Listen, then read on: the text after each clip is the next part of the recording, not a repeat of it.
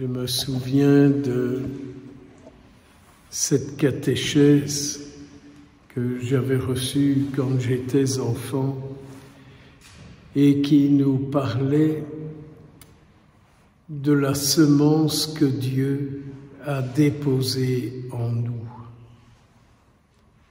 Dieu a déposé en nous sa semence de vie le jour où nous avons été conçus, parce que Dieu nous voulait, et Dieu, en ce qu'il veut, dépose sa semence de vie pour que sa vie soit tout en celui en qui il dépose sa semence.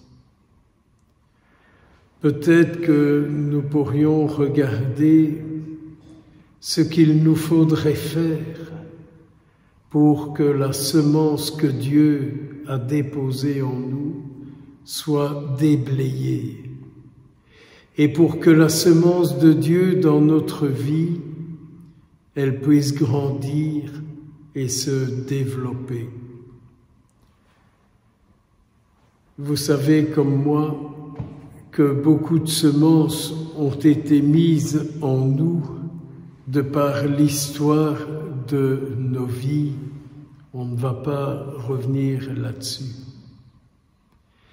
Mais il serait quand même bon de prier le Seigneur et de lui demander qu'il vienne lui-même déblayer tout ce qui encombre cette semence divine qui est en chacun de nous.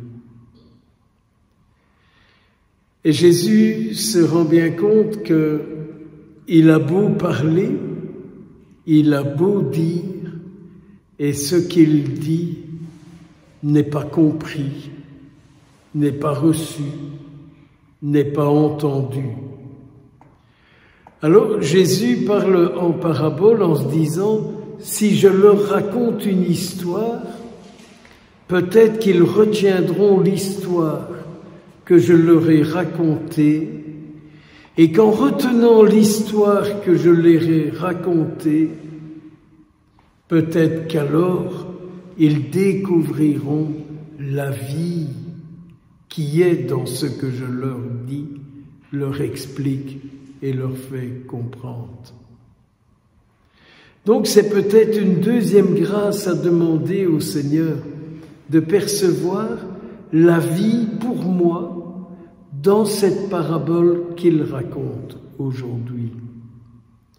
D'y revenir, d'y repenser, de s'imaginer la scène, et Jésus qui dit, mais tu sais ce que c'est que le royaume de Dieu? C'est une petite semence qui est plantée en toi. Et si cette petite semence grandit, beaucoup viendront s'abriter auprès de toi pour trouver de l'ombre, pour ne pas se laisser brûler par les chaleurs qui ne sont pas de Dieu, pour ne pas se laisser contacter par des esprits qui ne sont pas de lui. Méditez un peu aujourd'hui cette parabole et vous comprendrez. Et puis Jésus se rend bien compte que les gens partent avec ce qu'ils ont retenu, avec ce qu'ils n'ont pas retenu. C'est comme ça. Mais il y a une autre catégorie de personnes dont notre Seigneur parle dans cette page d'Évangile. Ce sont ses disciples, ceux qui sont toujours avec lui.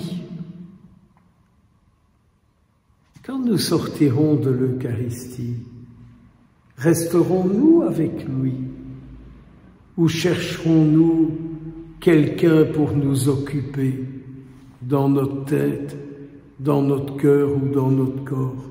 Quelqu'un ou quelque chose ou que sais-je encore? Vous voyez, je reste avec lui si je médite ce qu'il a dit, ce que j'ai entendu.